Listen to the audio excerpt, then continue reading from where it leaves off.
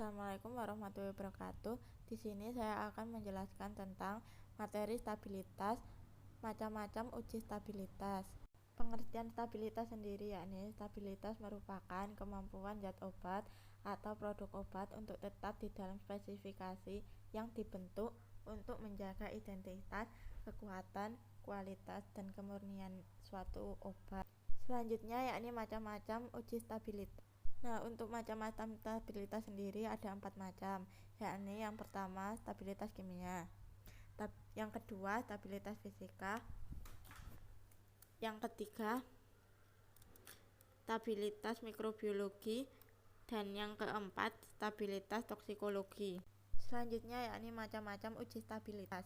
Untuk uji stabilitas yang pertama yakni uji stabilitas dipercepat. Uji stabilitas dipercepat yakni uji yang dirancang untuk meningkatkan kecepatan penguraian kimia atau fisika obat.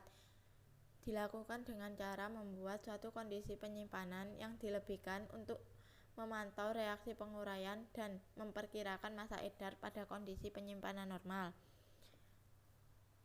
Obat ini disimpan pada kondisi ekstrim pada lemari uji atau climatic chamber pada suhu 40 kurang lebih 2 derajat dan kelembapan 75-5% dan dilakukan selama 3-6 bulan. Yang kedua, uji stabilitas jangka panjang. Uji stabilitas jangka panjang yakni uji yang digunakan untuk menetapkan masa edar dan membuktikan hasil proyeksi masa edar untuk menentukan kondisi penyimpanan yang sudah dianjurkan. Obat ini dipaparkan pada suhu 25 sampai kurang lebih 20 derajat Celcius dan pada kelembapan 60 sampai kurang lebih 5%, di mana uji stabilitas jangka panjang ini dilakukan sampai dengan waktu kadaluarsa produk seperti yang sudah tertera pada kemasan. Pengujiannya sendiri dilakukan setiap 3 bulan sekali pada tahun pertama dan setiap 6 bulan sekali pada tahun kedua. Selanjutnya yang ketiga yakni uji stabilitas ongoing.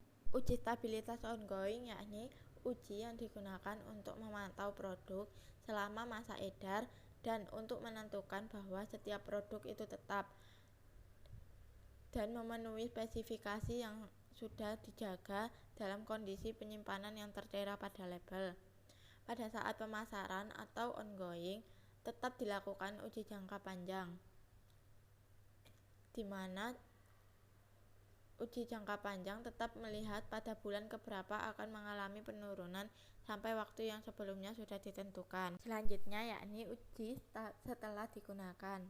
Uji setelah digunakan atau in-use stability adalah uji setelah rekonstitusi yang dilakukan pada kondisi penyimpanan produk yang diinginkan dengan minimal 3 interval sampling selama waktu penyimpanan, di mana sampel yang akan dicantumkan pada label atau diperkirakan hingga produk habis digunakan rutin sesuai dosis.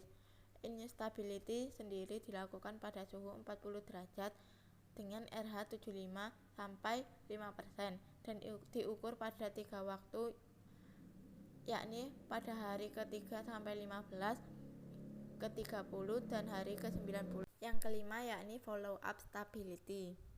Follow up stability dilakukan pada produk yang mengalami perubahan pada kadar, disolusi, kemurnian, dan keseragaman kandungan selama proses produksi yang dikarenakan perubahan mesin, material, kemasan, dan sebagainya. Terima kasih. Mohon maaf apabila ada salah kata. Wassalamualaikum warahmatullahi wabarakatuh.